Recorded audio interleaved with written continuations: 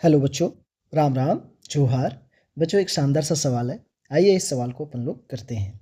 सवाल में सबसे पहले क्या बोला गया है, इसको ध्यान से समझेंगे। बोला गया है 2 projectiles are thrown with same initial velocity making an angle of 45 degree and 30 degree with the horizontal respectively. The ratio of their respective ranges will be. ठीक है ना।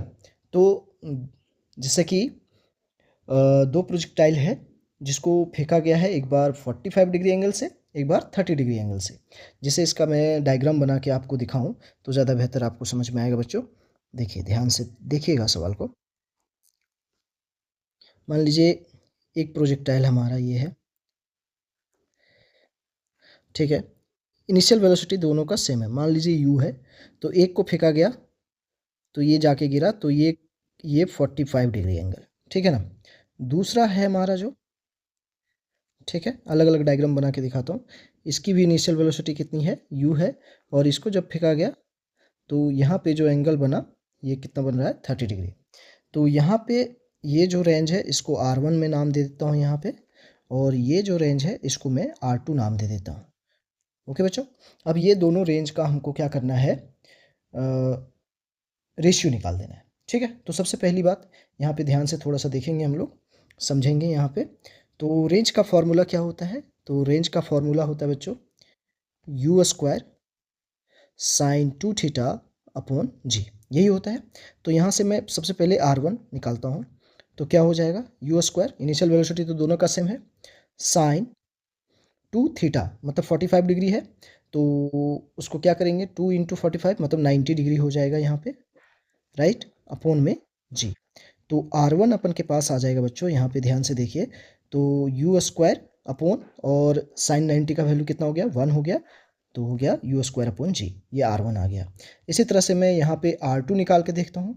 तो r2 के लिए भी वही फॉर्मूला, u स्क्वायर साइन, और कितना एंगल है, 30 डिग्री है, तो कितना हो जाएगा यहाँ पे, 60 डिग्री हो जाएगा, राइट, अपॉन में यहाँ पे क्या हो गया, जी। ठीक है, तो r2 इज इक्वल टू हो गया यहाँ पे u स्क्वायर अपॉन जी, और 30 डिग्री, सॉरी 60 डिग्री का वैल्यू कितना हो गया, √3/2। ठीक है, साइन 60 डिग्री का। तो यहाँ पे हो गया हमारे पास r2 जो हो गया अपन के पास, देखिए √3 u स्क्वायर अपॉन में 2g। ठीक है, अब दोनों का हमको रेशियो निकालना है। The ratio of respective range will be.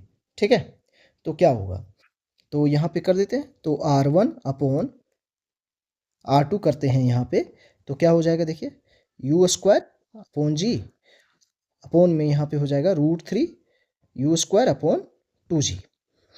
ठीक है, तो यहाँ हो गया u स्क्वायर अपॉन जी हो गया, इंटू यहाँ पे 2g हो गया, अपॉन में √3 इंटू यू स्क्वायर। ठीक है, तो यहाँ से देखिए g से g कैंसिल हो गया, u स्क्वायर से u स्क्वायर कैंसिल हो गया, तो हमारे पास आ गया 2 अपॉन √3। तो ये इसको मैं लिख सकता हूँ 2:√3। तो यही इस सवाल का आंसर है बच्चों, राइट। तो यहाँ पे ऑप्शन देख लेते हैं हम लोग, ऑप्शन कौन सा सही है। तो यहाँ पे यदि आप देखेंगे ध्यान से, तो ऑप्शन नंबर सी आपका यहाँ पे करेक्ट है बच्चों। ओके, तो ये सवाल देखिए, एक बार ध्यान से देख लीजिए। पहले तो यहाँ पे क्वेश्चन जो लिखा हुआ है मैंने यहाँ प्रॉपर लिख दिया है, ठीक है। फिर मैंने इसको सॉल्व किया है, स्टेप बाय स्टेप सॉल्व किया। आपको समझ में आ गया होगा बच्चों, सारी चीज़ को स्टेप बाय स्टेप मैंने कर दिया है। ओके, थैंक यू बच्चों।